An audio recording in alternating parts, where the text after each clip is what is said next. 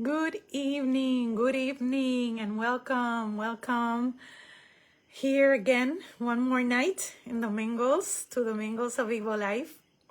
Thank you for joining me from the bottom of my heart. Thank you for your support. And tonight I will be continuing to speak about our soul and those lessons that our soul chose to learn during this lifetime, that are so difficult to identify, and that they present themselves during our childhood,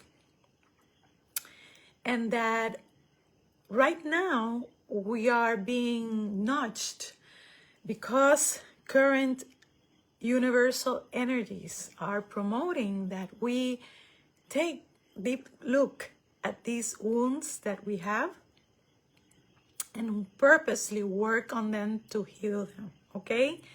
Remember, I always say, people ask me, Vanessa, why do we come to suffer? We don't come to suffer. We come to learn and expand from those lessons, okay?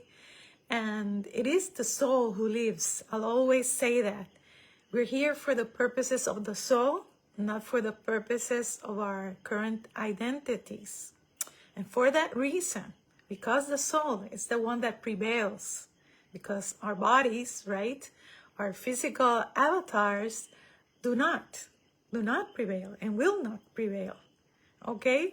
What always prevails is who we truly are, and that is our energetic bodies, our souls, our essences, and this part of us that is our true living part that lives in our body and animates the body, but is the one that truly experiences. Although we see it, right, the result is that we see it through a specific identity or a specific body, but the one that lives and has that eternal movement, vibration, frequency is our soul.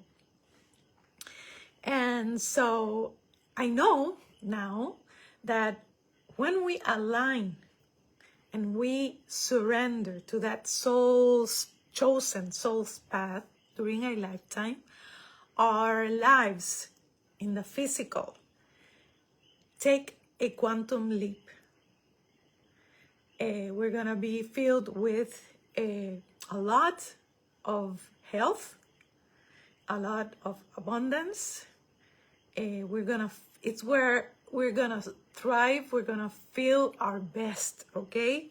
And that's why, the reason why I opened up the YouTube channel and this space here in Facebook to speak about all these things and the importance of healing and of identifying our true identity, our soul, right?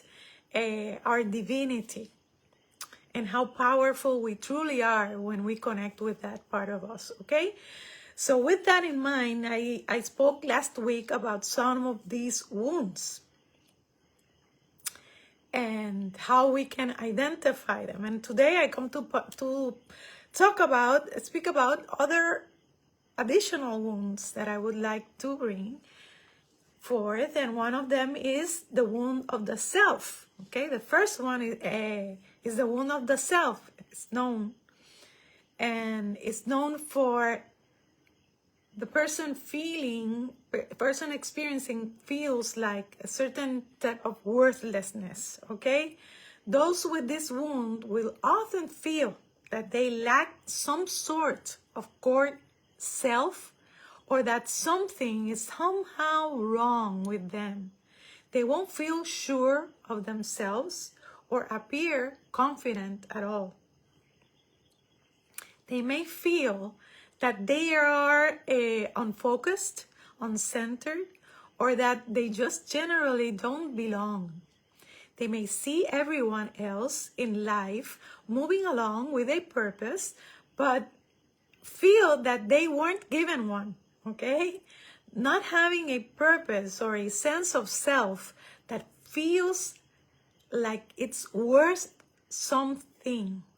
Above all, they may feel that they don't have the right to exist or that they are somehow a mistake. The shame from this wound may make it very difficult to actually acknowledge it and begin to heal it. But this wound can also be extremely transformative as it heals. After all, we're all here for a reason, and these people always have a very important purpose in the world, okay? There are two ways that this wound may manifest, okay? And the first one, in the first scenario, the person may seek to please others and be intensely influenced by others. They will go out of their way to the extreme detriment of themselves to make others happy and get even the smallest bit of praise, okay? They need praise to keep themselves together and to assure themselves that they have some type of purpose on earth. So they live through the eyes of the others. They probably feel that if they can at least make other people happy, then they have some worth. The individual will basically dedicate themselves to making others happy. They become people pleasers, okay? But it will be at the expense of themselves. They will also struggle when in a group and different people want different things from them. They will choose the person who can offer the biggest reward. The person whose praise means the most to them, okay? And can be unintentionally cliquey because of this, okay? Cliquey or cliquey, okay? Generally, these people try to avoid taking any type of stand or getting involved in conflict or confrontation. They usually choose careers or lifestyles, paths where little opinion is required of them. They might also try to rescue others who lack self-worth. They're pretty good at recognizing these same character traits in others. These people might have a lot of underlying rage. This is typically the person who appears very passive, very sweet, and malleable, but underneath, they're just seething with frustration and anger that they have to hide. Alternatively, the second way in which the wound of the self can present itself is in which the person can become very aggressive, ostentatious, inflexible, and even selfish. This individual still feels just as unworthy, but has the opposite reaction, right? While the other one focuses on living his life through the eyes of the others, this one focuses entirely on himself to try to heal the wound. They may be extremely sensitive to any slights, whether the other person actually intends to judge them or not, and may react extremely aggressive. And these people can have a lot of mood swings. This is the guy at the bar, for example, or the person at the bar who goes crazy at the slightest snub, right? Or the person who will never speak to you again after a petty fight. Well, we see this as difficult when we encounter it in another person. What is really difficult are the emotions the other person is experiencing, okay? So that's the first wound. The second wound I'm going to speak today is the wound of loss. And these people live afraid of losing something. So we can call this wound also the wound of insecurity. Whether it is safety, money, people, friends, freedom, possessions, abundance, or love, they typically will go to any lengths to avoid losing their home, their routine, the people close to them, their favorite possessions, their money, etc. Okay? Even if everything seems very permanent in their life, they will always be scared of some unexpected loss.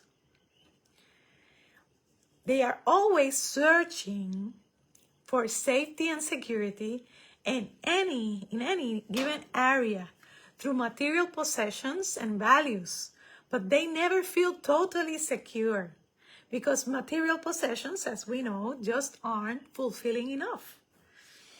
Okay? So that's the second one. The third wound I want to speak tonight is about the wound of perfection or the inadequacy wound. And with this wound, people feel that there is, I also call it the criticism wound, okay? The judgmental wound. That there is something fundamentally wrong with them. Inadequate, right? And not enough. This one relates to your self-worth. They might feel unclean, impure, fragmented, incomplete, or bad in some way. Okay? They feel like an error. Probably they get the sense that some fundamental piece of them was made incorrectly. They will always feel like there's something wrong with them and worry that others can see it. This individual is always in search for wholeness and satisfaction. To get there, those with this wound usually try to fix, right? On their quotes, fix themselves because they're broken. To them, they're broken, okay? And or others. They are always trying to fix others, right? To correct others. But it is pretty difficult for this individual to find the true road to healing. They can be overcritical and very demanding on themselves and others. Okay? The third wound I want to speak tonight is the wound of loneliness, or the wound, specifically the wound of relationships. This wound means that this person feels like there is something missing from their life. Usually this something is their soulmate. Okay? So if you feel this way, this wound might feel like a hole inside of you. You may spend time trying to fill it with things from the outside world. You might also feel as though the world is just a bit off balance at all times. Okay? If you have this wound, you are hurt by loneliness, but you are also hurt by relationships, whether you are in relationship or are alone. The wound is there, okay? So it doesn't matter if we're alone or we're not. We'll always have the wound. We are always going to feel that loneliness, that hole. It shows itself no matter how hard you try to hide it. And there can be a lot of anxiety in this person and guilt surrounding, right, this wound. And last but not least, I'm going to speak about the wound of control. The wound of control was caused by a past trauma or abuse that this person underwent. Okay, usually this wound relates specifically to control. This wound is a deep trauma that you carry around without knowing exactly what it is. The control wound creates a control problem that blocks you from developing natural trust and love in relationships. You only trust control instead of trusting positive intentions or authentic love. You can't understand a world where people don't control each other. Okay? This wound will often manifest as inner negative thought projected onto the self, the body, or onto other people. These are things that people do to try and run from the fear that the wound creates. Although this is often pushed down deep, right? In our subconscious, to our subconscious. This fear will overtake any sense of self and become an integral part of the personality until the wound is dealt with.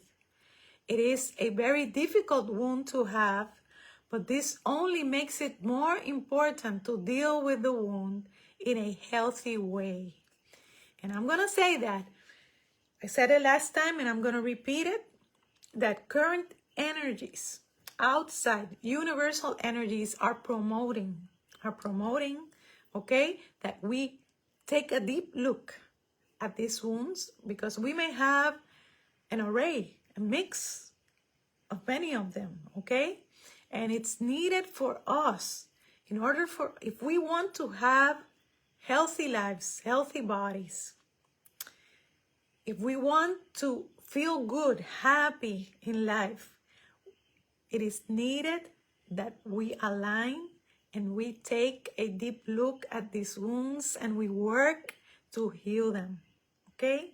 It's only when we align with our soul's purpose that we're gonna thrive in life and we're gonna feel our best.